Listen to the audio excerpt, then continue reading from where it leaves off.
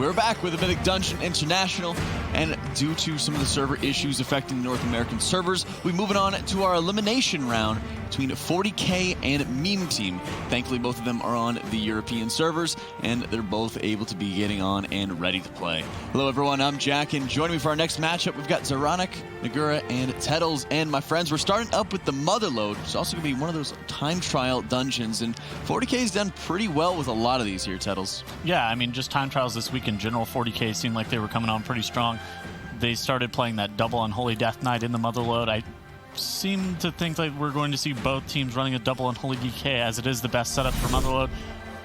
We may end up seeing some pull with like 5 thugs at some point, because I've heard rumblings that was in fact possible with like a 4 assassin 5 thug pull. So they're gonna have a lot of faith in very fair, I guess, very optimistic look at where the thugs are going to be charging. So basically with Unholy Death Knight, you can actually use Icebound Fortitude to be able to break the stuns from the thugs, because that's like a big deal. Whenever they do their clothesline charge, they stun you. So you can use Icebound Fortitude, which is like their defensive from an Unholy Death Knight to break that.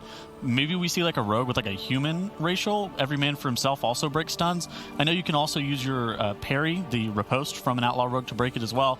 I know there was some shenanigans with like healers staying in stealth for prolonged periods of time to make sure that they don't get charged. So we're going to end up seeing maybe Fourty or Meme Team end up doing this huge thug pull, but at this point it's only speculation, right? We'll have to see, and big thank you to both teams for being online and ready to go. This is a lot earlier than we were expecting them to be playing, so the fact that they're around, ready to go in case there's any kind of issues was awesome for us to make sure we're still able to bring it to you. And Fourty, they really need to be able to bring it to this next matchup as well, as ironic, because they got a lot on the line.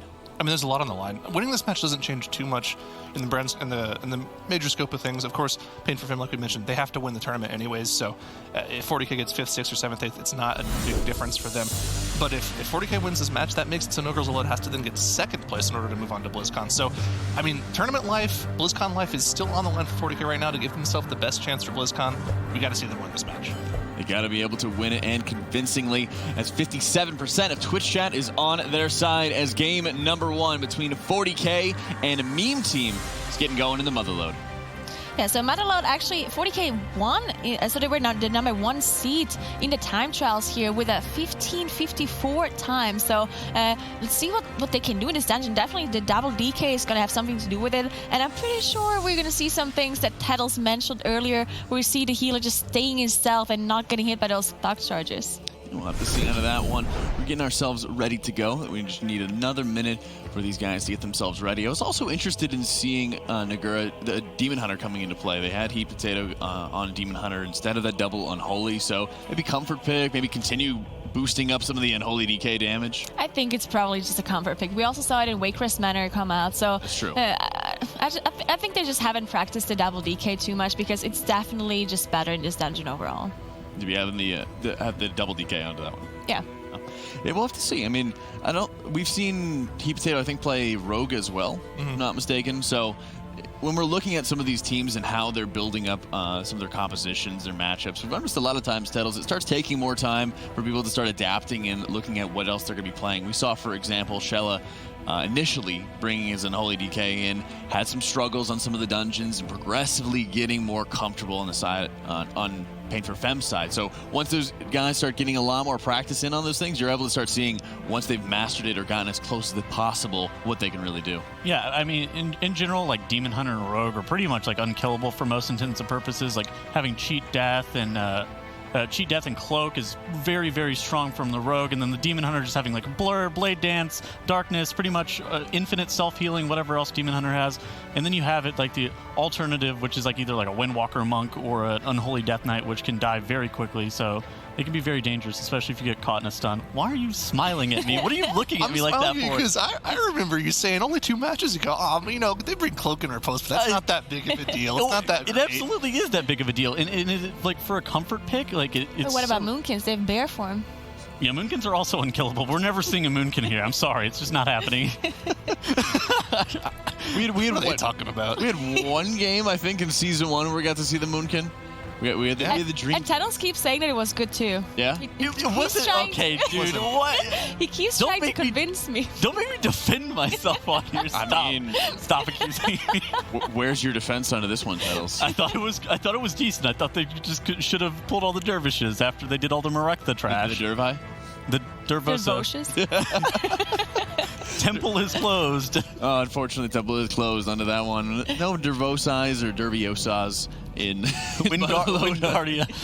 There's none of those in Motherlode, unfortunately. I mean, maybe that's a good thing as well. We only have to deal with, thugs, and nobody's going into the research and development wing, no matter how many times that they've nerfed that up.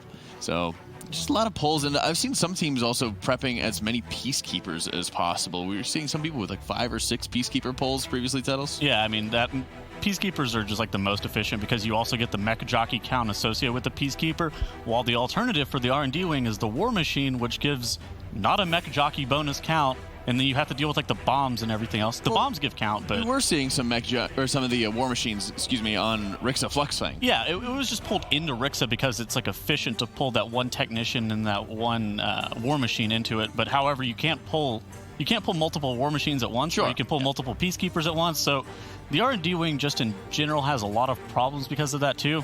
And then you have stuff like the Mastermind and all that other trash at the very beginning that is like pretty much just like not doable. It's an interesting. I mean, you can. Okay, Sloot. I wonder if we get to the point. Look, I mentioned this earlier in the day. I wonder if you get to the point where you don't even care about the mechanics of the R&D wing. You just run double Unholy Decay. It's so trash dense there. You could just pull like 5 packs on top of each other and just use double Unholy Decay cooldowns to melt it instantly before you have to deal with the mechanics. I mean, maybe that's something we could see at some point. But I mean, these teams are so used to doing the other trash in the dungeon. I don't really see too many teams trying to mess with that. Maybe that's something we'll see in between now and BlizzCon if they want to try to make that kind of change. I think we have gotten to the point where we've seen some weird stuff, but it's just like the 4 extractor pull, because that's like a weird pull too, but it does give decent count. And then whenever people end up like shadow melting those guys that jump out of the robot after the extractor, I mean, it just ends up saving you times because those guys don't give count. I was about to ask if they ended up giving count because I can't remember, because it's been such a long time since we've seen them actually being used onto that one. It's always so weird. You end up killing those 1 or 2 extractors if you do a pull into it, and then you just have these 2 mobs that do nothing, and you have to just drag them along with you as you're trying to deal with any of the Earth Elementals. So it's strange to me that the Peacekeeper, like the Goblin, and the mech jockey that's inside the Peacekeeper on like a Mythic 0 will like actually die because it doesn't scale with dungeon level for some reason. However, like the Extractor guy will end up coming out at full health, and he actually scales with dungeon level. So there's some interesting mechanics that go on in Motherlode. Yeah, especially when we've seen, I mean, you mentioned it earlier with the Peacekeepers, how well people are going to be able to grab those mech jockeys, put them in the right position to begin with, make sure they're tagging them, they're not going to be interrupting them, and then getting the bonus count on top of that. I'm kind of surprised we haven't seen any sort of rebalancing act go into Motherlode. We saw that previously, is ironic, where King's Rest and Shrine of the Storm got some major trash rebalancing, but we never really saw it for Motherlode because it was always generally accepted that the research and development wing or the War Machine wing at the very end were just skipped all the time. Well, I think you're talking about the 8.2 rebalancing when yes. they changed a lot of the trash count in dungeons, and that was kind of a change that they made. I think the main importance of that change, like we're looking at Shrine of the Storm specifically, is a good example. They wanted to give the mini bosses more count so that people were more like. There was more of an incentive to pull those mini-bosses for extra mob count because you'd have to end up pulling more for the rest of the dungeon to make up for the mini-boss count. And that's actually changed the way we see some teams pull. They end up pulling Windspeaker Heldis. Some teams will pull the Guardian Elemental or Runecarver Scorn in that dungeon. And that's the same for most of the dungeons too. And I think the only mini-boss that we really see in Motherlode is Taskmaster Ascari. And we do see some teams pulling him on top of Azarok as well already. So I don't really think that change was more focused on Motherlode. But I do agree with you that it's something that could be done. Like the count that the Peacekeepers give is so much more in comparison to all of the trash in the dungeon. It just doesn't make sense to be that way. It's really weird. I mean, with just how trash dense Motherlode is in general, either you would end up having to like bump up that timer so far, or you'd have to like cut the amount of health that all the trash has like in half for you to be able to need to do trash in like every single wing, right? I think they should increase the amount that the sharks give in the water. The safety sharks. They're good. They're good count for their health. Don't doubt them. Somebody's efficient. I don't know why we ever got Tettles as an analyst onto this one, let me tell you. But we're ready to go for the Motherlode. Let's get it into it between 40K and Meme Team. All right, so let's see what huge pulls are going to come out from both of those teams, as both of them do pop the Bloodlust, and Brentari pull quite a lot, as you can see. There's a lot of thugs in this pull. how many there? One, see, 1, 2, 3, 4. Is there 5? There are 5 in there. Yeah. There's 5 adult thugs in there. There might even be 6, actually. There's a ton of them in there. And on top of that, they've got 4 Peacekeepers. This is a massive pull. This is exactly what we were talking about. There's a 5th Peacekeeper coming in. But look at the Unholy DK damage. Both of them doing over 800k, almost 900k on the side of Wolf Disco. And it all melts. It doesn't matter that it's there because it's all dead. They do have 1 Peacekeeper that at max HP just because it wasn't in the group yet. I'm sure it would be dead at this point too. But man, the damage from Unholy DK, it just makes these pulls non-existent. The Bloodlust isn't even done by the time everything is dead, minus this 1 Peacekeeper. Yeah, who cares about trash mechanics if you have quadruple scaling? Now, unfortunately, Meme Team has some huge problems here as their healer goes down at the very start of their pull. Now, Serenius followed suit. They did get the Battle Res on the healer, but at this point, everything is low. There's Grievous stacks on everyone. They're just trying to kite around. Just huge trouble for them to finish off this pack. And there's still so much HP in those Peacekeepers left. Serenius cannot go back in. I mean, he does have Shadow Melt available, so maybe he should try to go back in and then Shadow Melt off because they don't have a Battle Rest available to them. And this is just going to take them way too long to finish this off. Look how much HP the Peacekeepers still have. This is a 45 setting. Peacekeepers just have so much. So Serenius maybe really should be just releasing instead of just sitting there doing nothing. Well, Fourty finished off the first pull because of that, double DK damage, this insane amount of speed that they had with this very first trash pack. And now they're onto their second pull. Now they have to be a little bit careful. If you're running those double DKs, you definitely want to make sure that you don't pull too much whenever there's any sort of downtime with cooldowns going on, because if you do any of those huge pulls and things do not die immediately, then all of a sudden you have a downside with the DKs because they don't have as much utility as a rogue provides, of course. And correct me if I'm wrong here, but I think the biggest difficulty, minus actually dealing with the trash, the biggest difficulty is setting up the mech jockeys to actually run toward the right mechanized Peacekeeper. Because if multiple mech jockeys run for the same Peacekeeper and they both try to cast Activate Mech on the same Peacekeeper, only one of them will go in. The second one will just remain a mech jockey and not give the double count it gives when you go into the Peacekeeper. So part of the difficulty of setting up this dungeon is successfully manipulating the mech jockeys to actually run towards different Peacekeepers. That's what the DKs are good at. They can grip a mech jockey towards one of the Peacekeepers. You can have your Resto Druid Typhoon one of the mech jockeys towards a Peacekeeper. And they pulled 4 mech jockeys there.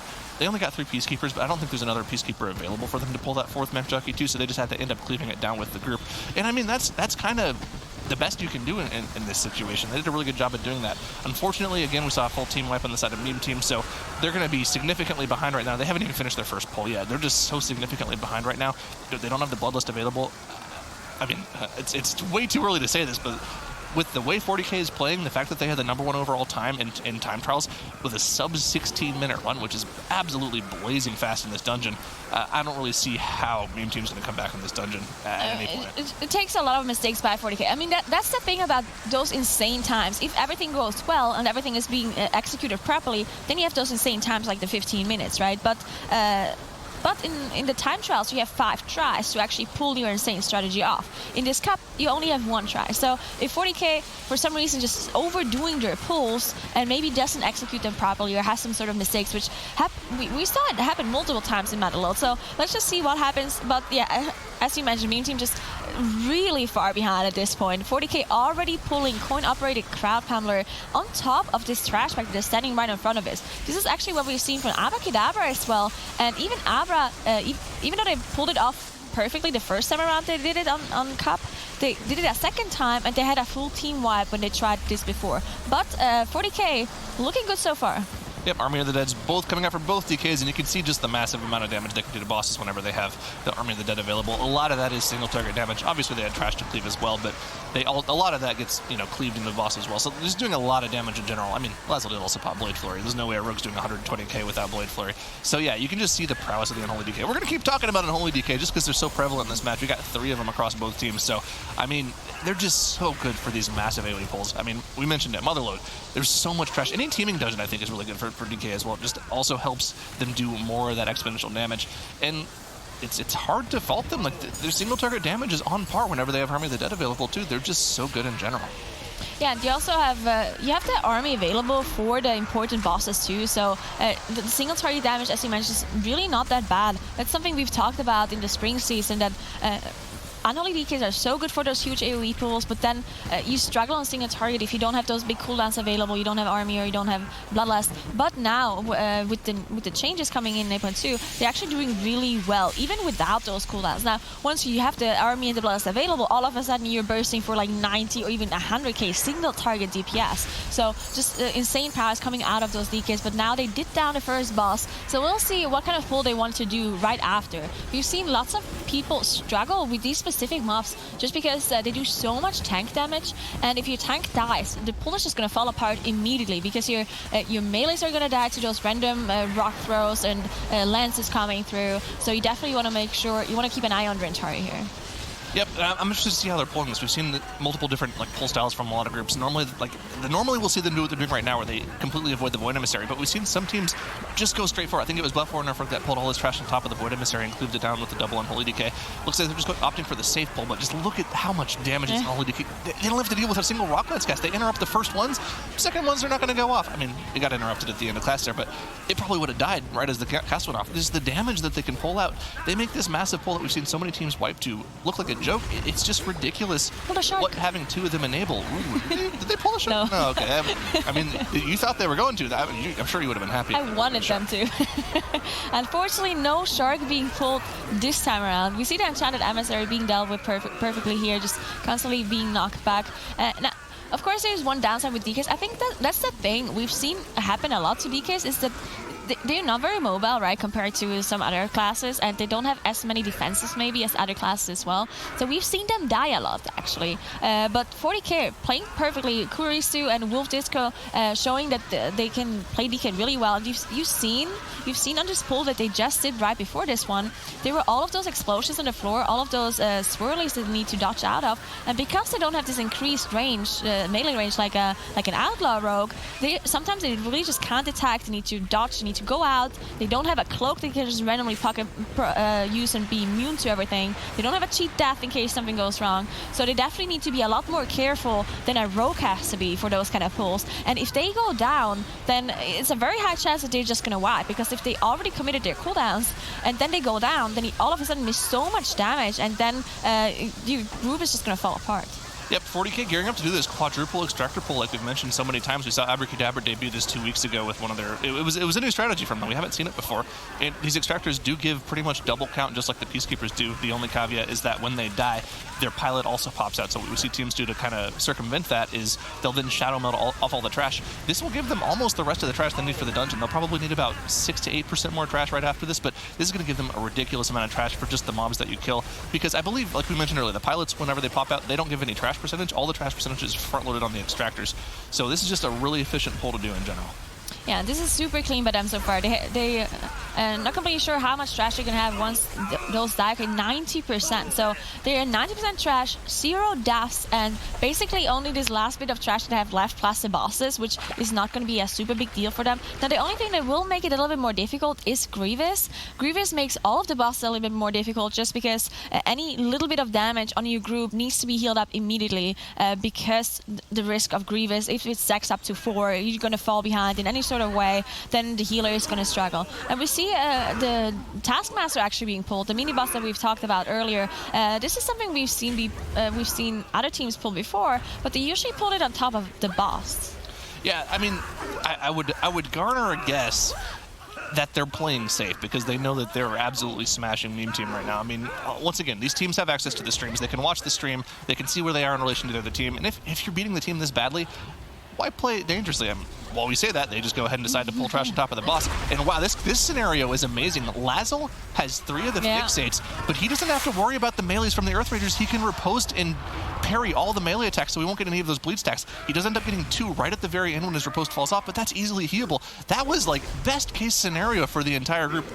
The fact that they were able to cleave all that trash so cleanly at the start of that pull is amazing. I mean, we could actually, because of that RNG right there alone, we could definitely see a time that's close to or even better than their time trial time. Yeah, definitely, especially when your time is so short. When you clear a dungeon in 15, 16 minutes, then those small things matter. I mean, it might just be a small thing, like a small RNG win, having those fixates on the rogue instead of the DKs, but it's definitely going to matter in the long scheme, especially on single target, especially on bosses. And we've talked about DKs just being a little bit worse when it comes to mobility and survivability. So having the Rogue just get all of those pixels just helps them so much. And now they are 96%. So the last percentage that they need is probably going to be the War Machine and some other trash technicians that they will pull on top of the next boss. We've seen this happen multiple times. And they also have their Bloodlust available for that kind of pull if they want to use it. Now, they probably want to stack the armies from the DKs with the Bloodlust. So we will see when exactly which boss they use it. It's either going to be the next one or, of course, the last boss. On whichever boss they're going to pull the trash on top, I assume. I mean, looking at the dungeon right now, this is a fortified dungeon, right? They've got 2 bosses left, and they're already at 11 minutes left. I mean, it's all going to come down to skips and single target on boss. And with the Army of the Dead's available for both DKs, yeah, it makes sense how they got such a quick time in time trials. These guys have been absolutely, like, perfect with how they've dealt with trash so far. With this entire dungeon so far, no deaths on the board. They've got 2 battle reses available. Their Unholy DKs have been playing perfectly. I mean, Laszlo's been there. He's probably been tricksing the tank and hitting his Blade Flurry a couple times, but this is really the Unholy DK show right now. The Rogue is just kind of there for support and for utility, and probably the AoE Shroud as well. But I mean, this is just ridiculous how well they're playing. And I wonder, for 40K, this is a team, they've had problems in the past 2 weeks. I wonder if the Unholy DK, the double Unholy DK, just kind of fits with what they play on live. This just might be a great comp for them, and they kind of just the fact that it's in meta is just a really happy coincidence for them, because these guys look amazing on this comp. Yeah, definitely. I mean, that could be one reason. Also, I'm not completely sure. Maybe they were sure that they're going to make it to BlizzCon, and maybe they didn't put as much practice into those last 2 cups as well. And now that they realize, well, wait a second, we really have to do well to still make our spot and get to BlizzCon. And now they just practice more. We've also seen it in the time trials. And with the double DK strat just working out so well for them, definitely going in 40K's favor. But we've seen in the first series, they did still struggle and have those deaths. So this is what we want to see from 40K, right? We want to see those clean runs, just like this Motherlode right here. No deaths, no struggle, no execution problems. This is what 40K needs to do to keep their spot. This is something that they haven't really shown the last time around in the last 2 cups either. So if they continue like this, then they can definitely secure their spot. But now they are fighting Rix FX. Flame did pop that Bloodlust, and as I mentioned before, they did pull the last trash on top, so now they are on 100%. Like you mentioned as well, also, both Army of the Dead's popped with that Bloodlust on Rix the Flux Flame, and you can see Unholy DK with Army of the Dead, they do a lot of single target damage. They aren't a problem on single target anymore, which is the problem we had with them for all of spring season. I mean, these essence changes, the buffs to Unholy DK, really helped them out a lot. Just the overall benefits to having Unholy DK in your group for the rest of the dungeons now is just ridiculous. There's no downsides to them whatsoever. The only downside is that you don't have another rogue for utility. That's literally all it is. In any dungeon where you have to have multiple shrouds, you kind of you're kind of stuck playing the rogue unless you have some strategy where you end up killing the trash that you would skip otherwise. But man, I actually love this double Unholy DK comp. I'm a huge fan.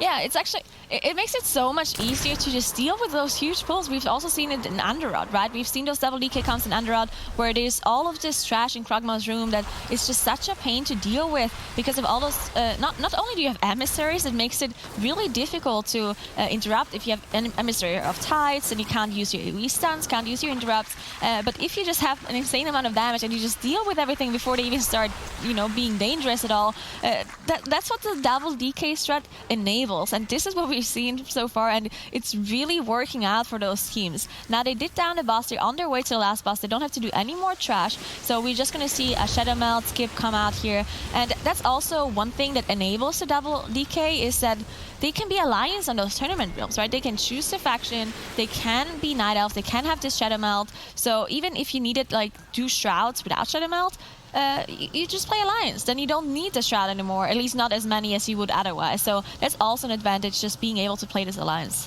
Yeah, I kind of wish that, this is kind of off topic a little bit, but I kind of wish all classes could just be any of the races.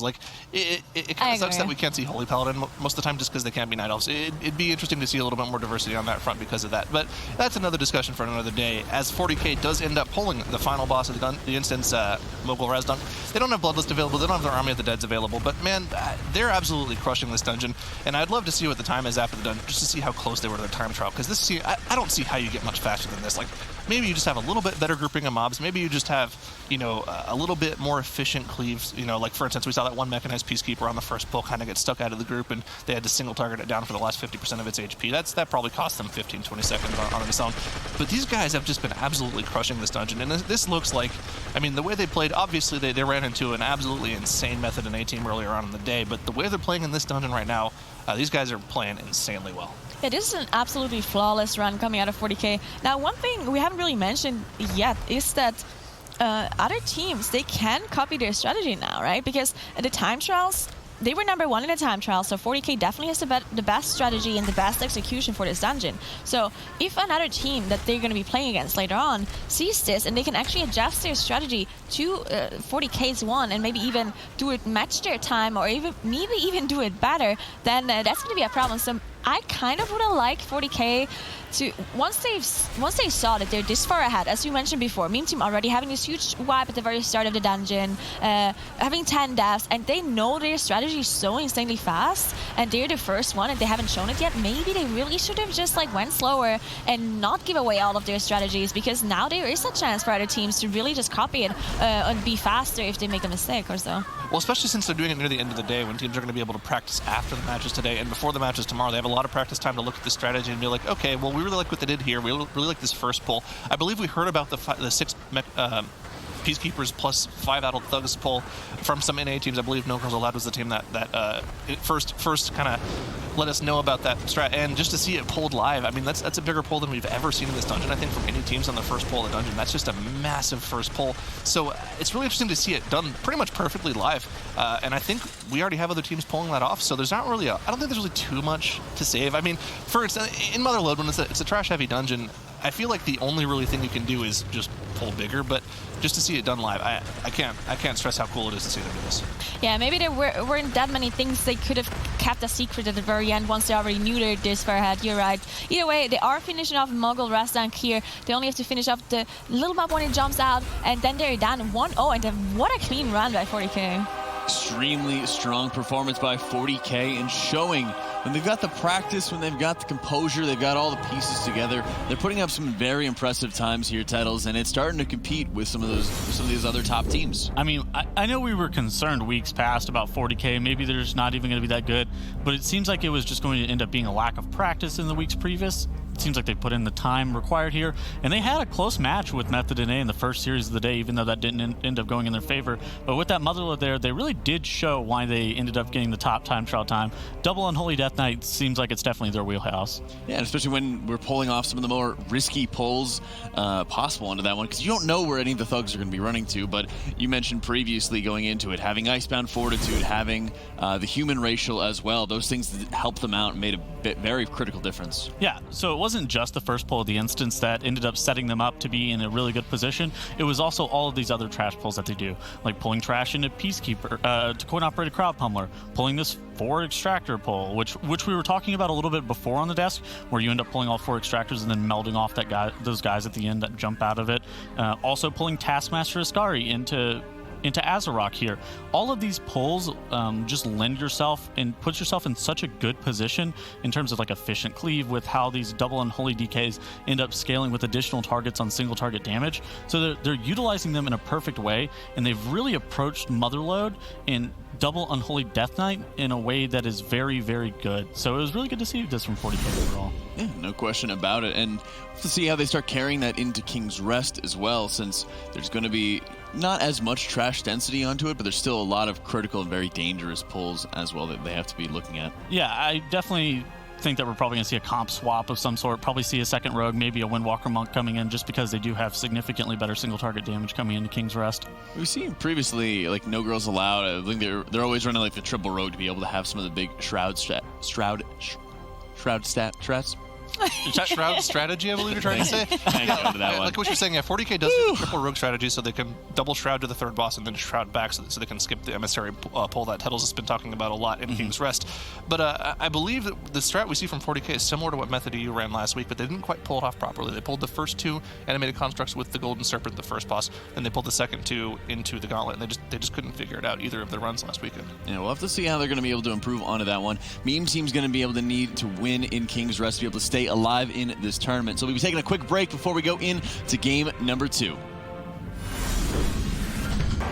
40K is up 1 against Meme Team as we're ready to dive into King's Rest, the Mythic Dungeon Invitational. It's our final week for the Western Cup, and 40K, as we've mentioned a couple different times under this one, needs to be able to get a couple wins, make sure they're securing their BlizzCon seating, secure that spot, and make sure that No Girls Allowed or Pain for Fem doesn't really take it from them onto this one. So King's Rest, we start to see, you know, a lot of issues with King's Rest with some of the early pulls. We've seen recently how the constructs are giving a lot of extra percentage onto this one's titles, how teams are being able to mix those in. Some bring it into the bosses, some bring them into the gauntlet that follows the first boss. It's interesting to see how groups are going to be bringing them in, especially now that they're so much easier to deal with. Yeah, so King's Rest is typically one of the more dangerous dungeons, especially on this 18 level.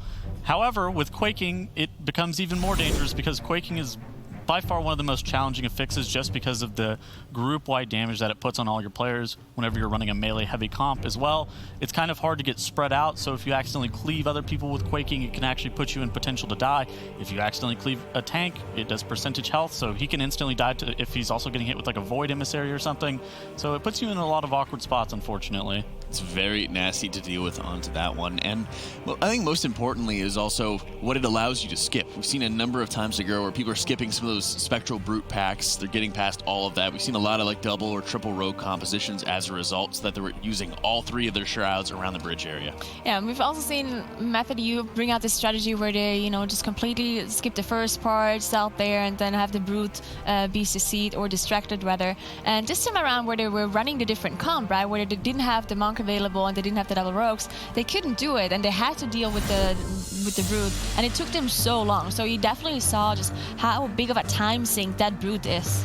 It did eat up a lot of time, even when they started having some more ranged DPS as well, so they didn't lose they weren't losing as much downtime as running a full melee comp. So it just goes to show how much health that mob is and how much time it takes away from your run.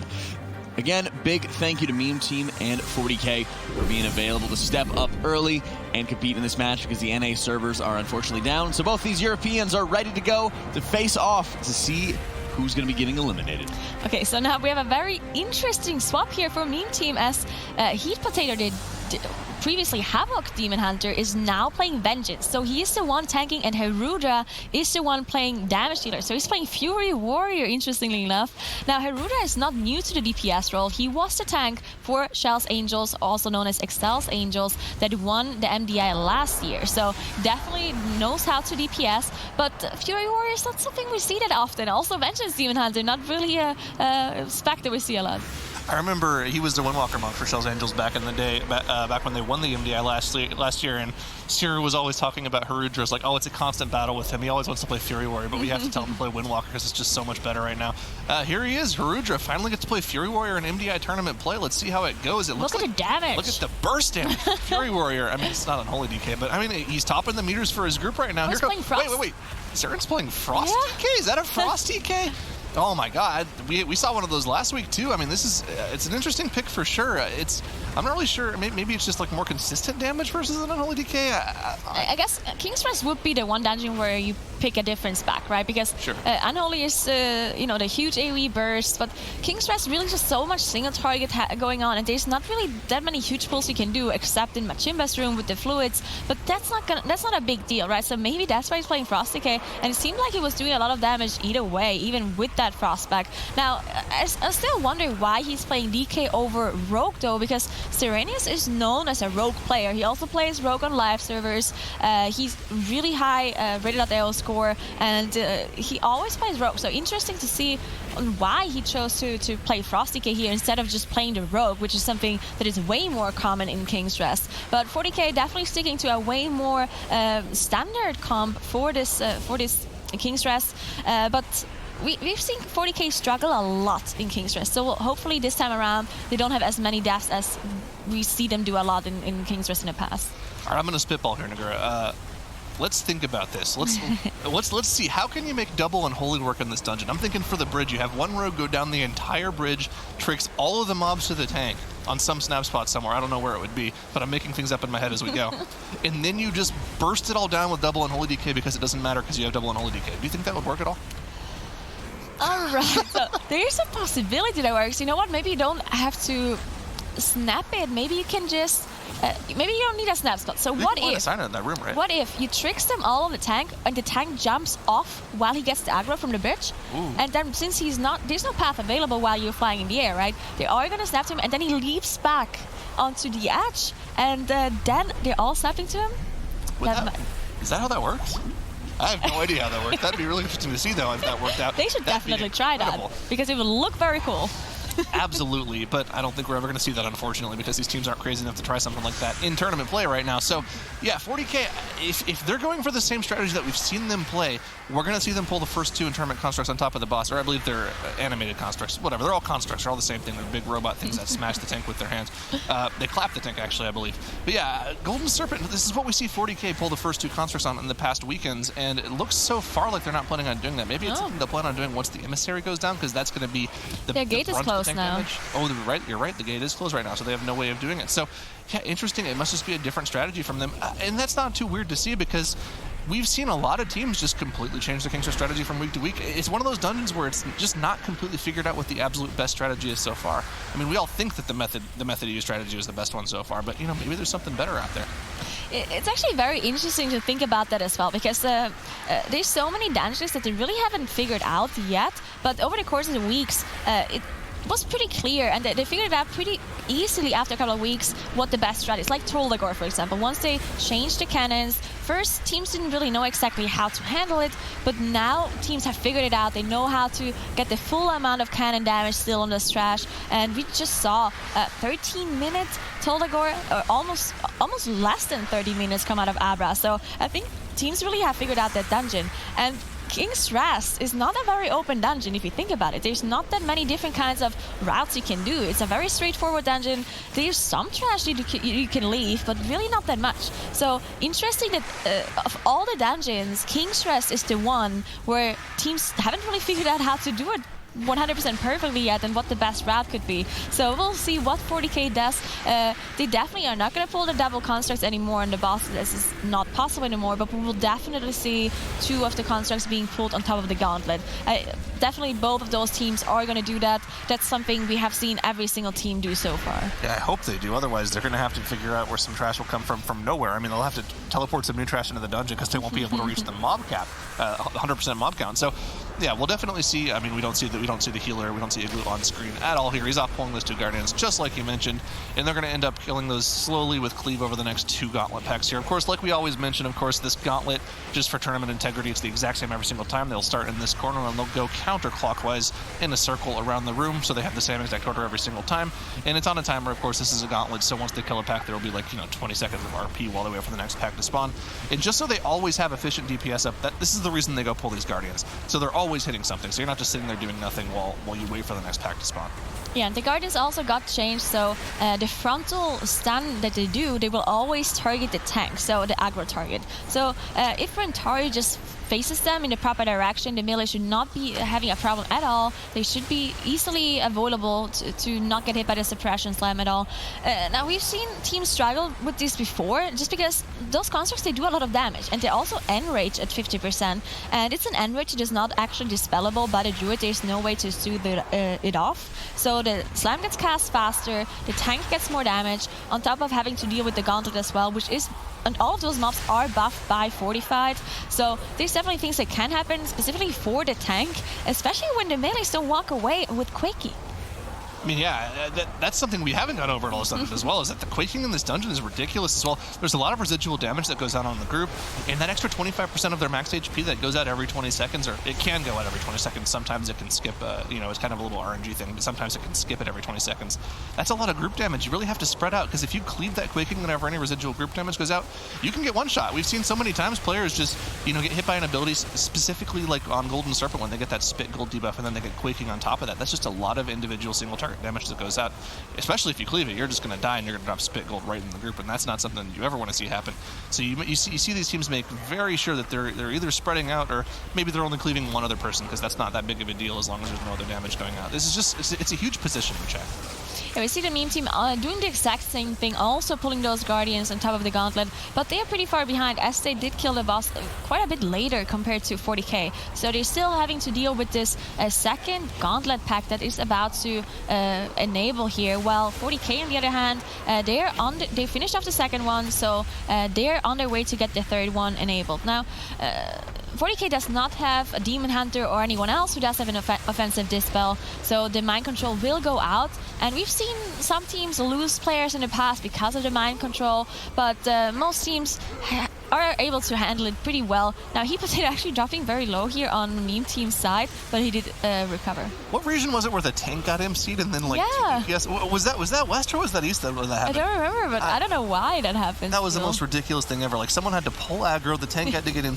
That was ridiculous. Hopefully we never see that happen again because that's like a freak occurrence. It shouldn't happen at all. It can only target non-tank players. It can even target your healers sometimes. So it's a really dangerous mechanic to look at in general. That's why you see most teams kind of focusing the queen down. You don't want to deal with that at all. But of course, like the biggest problem as well, another big problem as well, is the Blade Storm in this full melee comp. You can't really have full uptime. And of course, the rogues with their increased melee range can have full uptime on it, but the monk just has to kite around. The monk doesn't get to do anything while Blade Storm's happening. Yeah, unfortunately, Meme Team's Rastro did proc that staff here, which is something he probably doesn't want to do. He completely ran out of mana, interestingly enough. I assume it was just so much damage because of the Guardians that they had on top of the Gauntlet. Now he finally did manage to get out of combat and does get a drink up. But yeah, just not having the staff available for 10 minutes. While 40k, on the other hand, not having that many problems at all. They seems to be they dealt with the Guardians pretty smoothly, not having any sort of issues. And now one big thing that is also going to make a big difference that we're going to see very soon is Machimba's room. We've seen earlier Method EU, I believe, pulling the whole Machimba room together with this very interesting comp that they were running. While No Girls Allowed, they only pulled the fluids and not the constructs. So there was a pretty big time difference, even though it doesn't seem like much. But because while you're dealing with all the fluids, if you pull the constructs too, there's just so much cleave damage that you randomly do to those constructs that it ends up mattering quite a lot. So we will see if 40k does want to pull off this huge Machimba pull as well. Yeah, I'm interested to see what their mob count's going to be at when they finish this Machimba room, like you mentioned, because we saw it from No Girls Allowed earlier today. The most mob count you can have at this point in the dungeon, if you pull literally everything, the 4 Guardians plus the Purification Construct on the bridge, is 78%. And that allows you to skip all but, I believe, 2 trash packs on the bridge, which is a huge advantage if you plan on doing that. Actually, sorry, all but 3 trash packs on the bridge. Let me correct myself.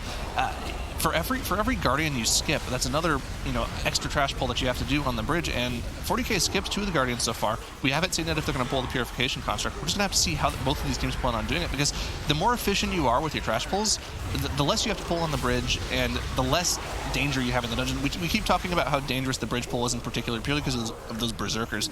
And we talked about one of the reasons No Girls Allowed had a very safe strat with Berserkers is because 4 of their players ran Stone Form. All 3 of the rogues plus their tank ran that Stone Form ability.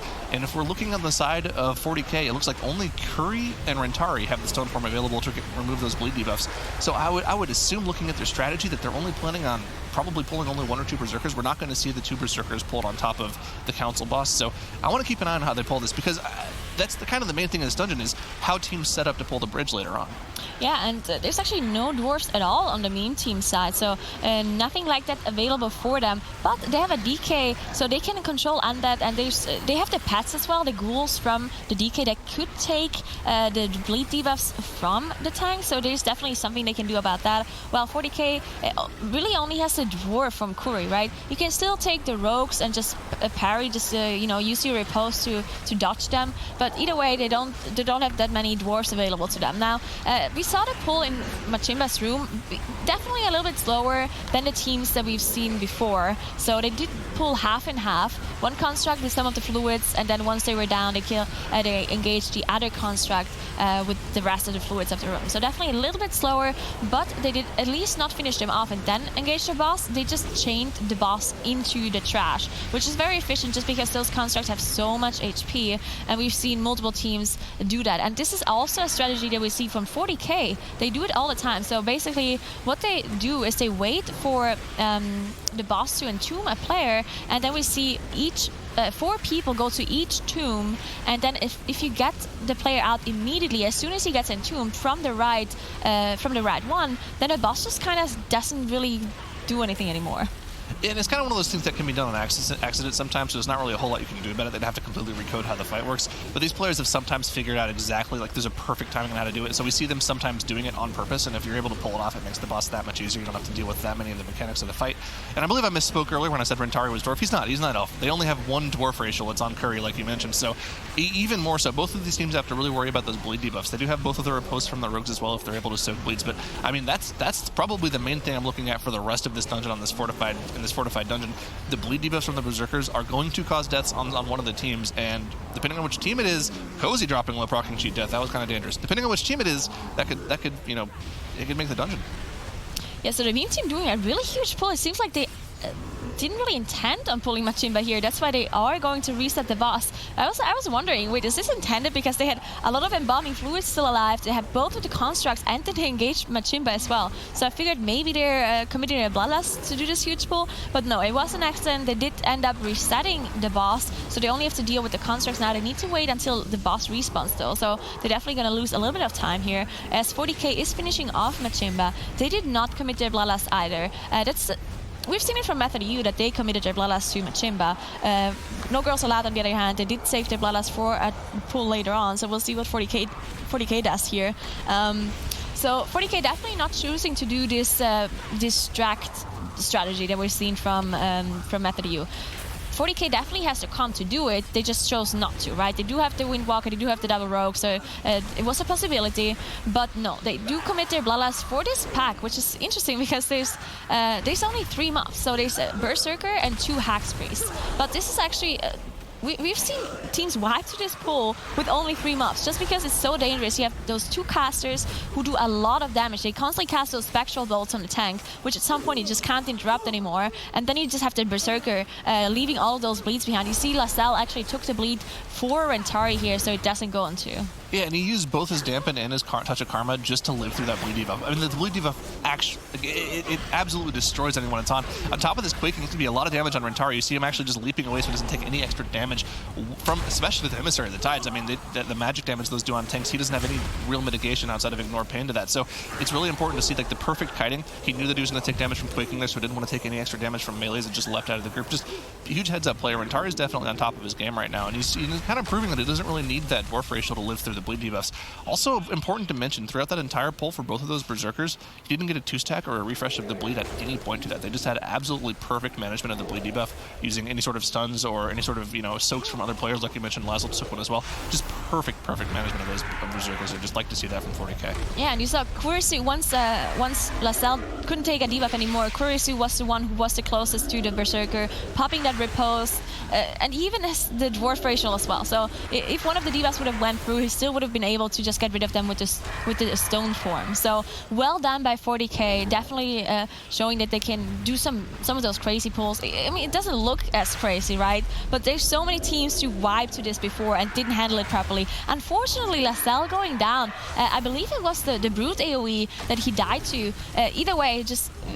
I mean, they have a battle rush to get him back up, so it shouldn't be a huge time loss. But yeah, first mistake by 40K. This is the first step they have in this whole dungeon, and they are pulling the Brute, so they just don't have enough percentage to skip this Brute, interestingly enough, and they are committing to just nuking it down. It seems like they have decent amount of single target damage, so it's not going to cost them too much time compared to some other teams. And we'll be able to figure out how they plan on pulling right after this pull, with how they use their Shroud here.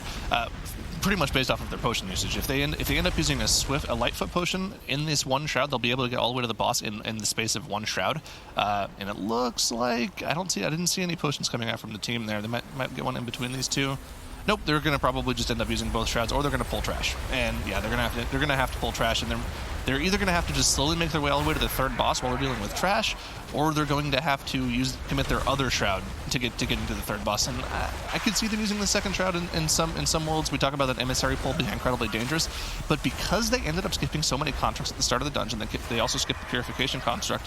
I believe they're going to have to end up pulling that Emissary pack at some point just to get to max mob count, because there's only so much left in this dungeon at this point. They have to get to 96% before they pull the Shadow Resort. Yeah, and I mean, this is a little bit of a risky play by 40k because they could have, as you said, just used both of those shrouds to get to the boss, just to be able to get the checkpoint, right? Because it's a huge problem if you have any sort of death in King's Stress. You spawn at the entrance until you kill this Council of Boss. So we've seen multiple times teams struggle, have a death here and there, and especially if your healer dies and you can't battle rest and back up, you respawn at the entrance, and it takes you so long to come back if you do not kill the purification construct on the bridge, because that's the one that enables this short cut. So you have to walk all the way back from the entrance. So them just not going to do the boss and just dealing with this emissary of tide packs and just all of those bridge mobs is definitely dangerous on them. And the mean team in the meantime did manage to finish out Machin, but they also did this Berserker pull and the Spectral pull, and they're doing it really well. I mean, they have 0 deaths, right? So they have a very clean run. They're just slower, right? They just do everything a little bit slower, not as efficient, and maybe not having the best execution either. Important to mention, a little bit of a difference from Method E earlier today where they ended up stunning that Emissary of the Tides just so they could go ahead and CC the rest of the group. They didn't end up doing that, so they got their mob count for the Emissary of the Tides, so they should be at 96% once this Witch Doctor goes down, and they won't have to deal with anything at this point. They'll probably just commit their Shadow Melds and Vanish on Curry just so they don't have to deal with either of these Berserkers. They do end up just using the Shroud. They'll have their Shadow Meld up later on should they choose to use that. And the other Shroud might come up too after this boss. This is a pretty long boss even on Fortified. But yeah, 40k is done with trash percentage outside of the Shadow of Zul that resides right before the final boss. And, I mean, they're just going to be going on to Council very quickly. Meme Team, on their side, I mean, they've had a clean dungeon. They've got no deaths on the board. They've just been going through this dungeon a lot slower.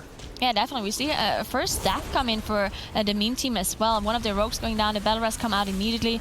They're also doing this brute pull, and it's actually almost a mirror thing. We saw Lascelles go down for 40k on the exact same pull, but unfortunately, the rogue is going down again. They have, thankfully, one more battle rest so they can get him back up, but he needs to stop dying now because now they're out of battle rests. 40k, they are dealing with the council fight, and as you mentioned, the only trash left for them to do is the Shadow of Zul.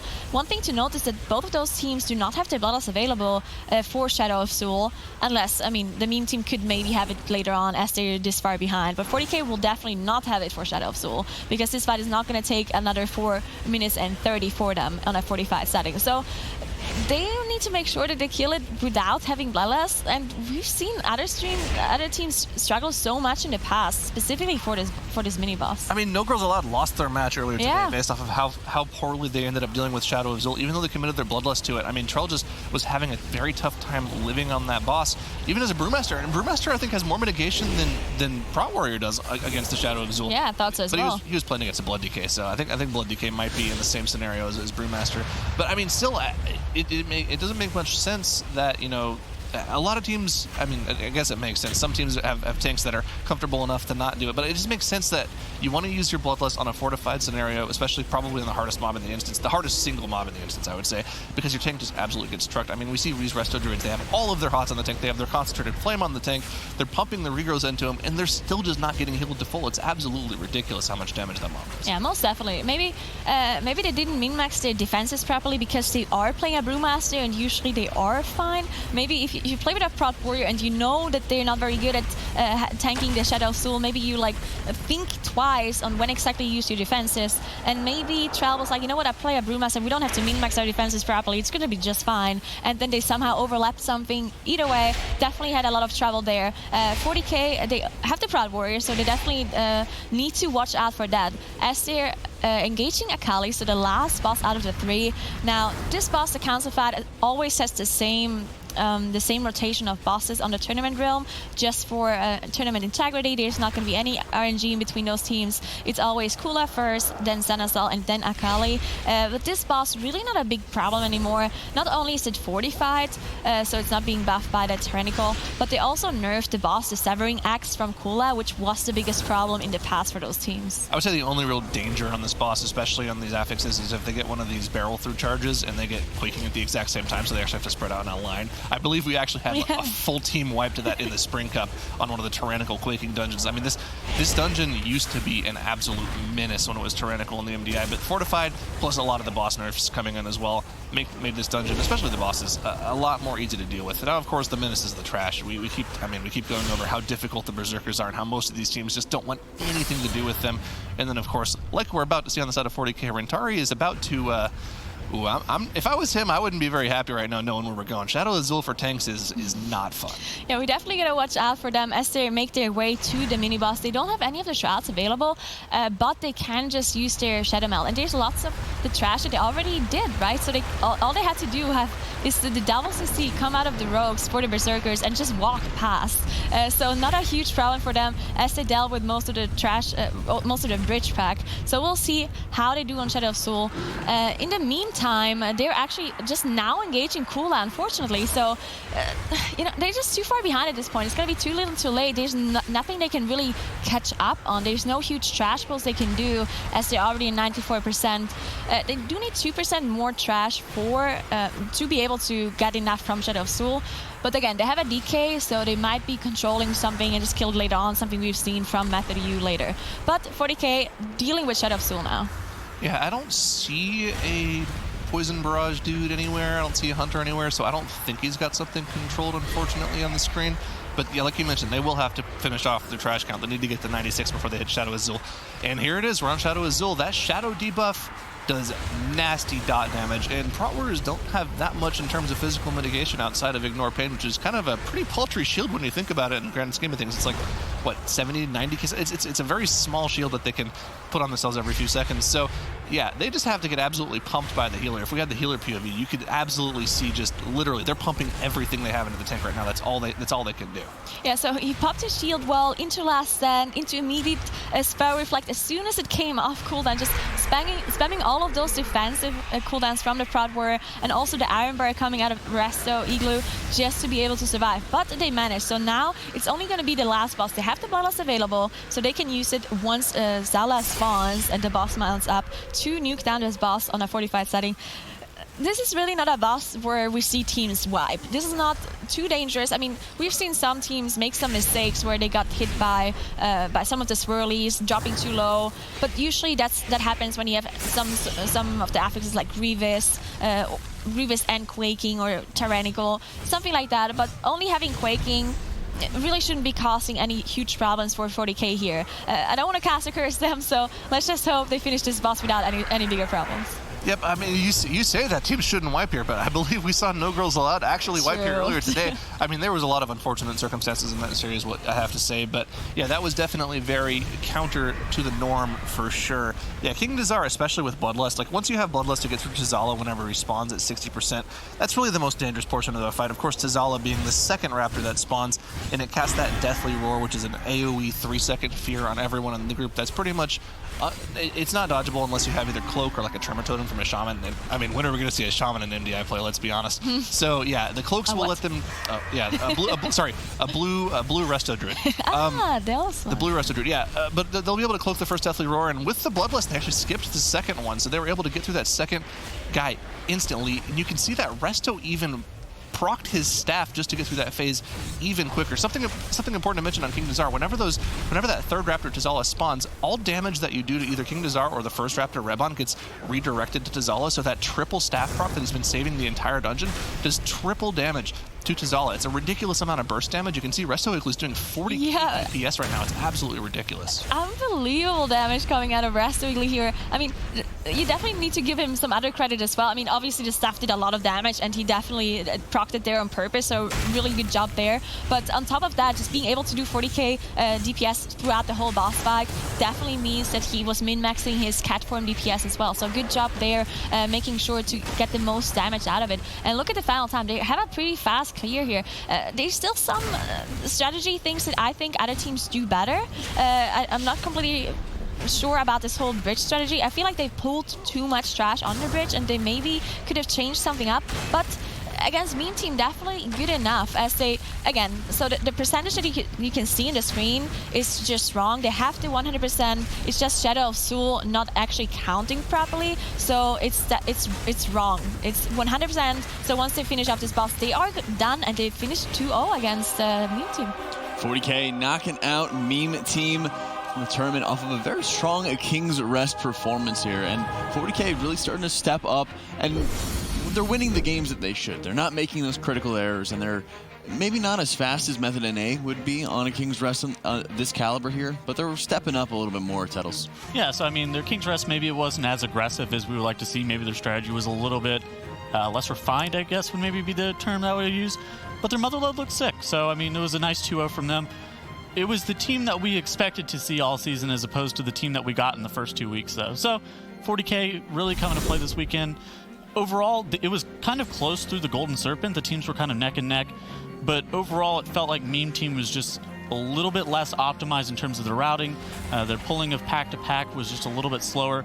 The Vengeance Demon Hunter seemed like it was pretty good overall, but at the end of the day, the Vengeance Demon Hunter, the Fury Warrior, the Unholy Death Knight, it could have worked out, but I think that their pulling was just a little bit less optimized. 40K here has a really good pull with their Bloodlust usage, chaining in some mobs once some of those Hex Priests end up going down, because of course you're not really able to tank the Hex Priests with that Emissary of the Tides in the pack.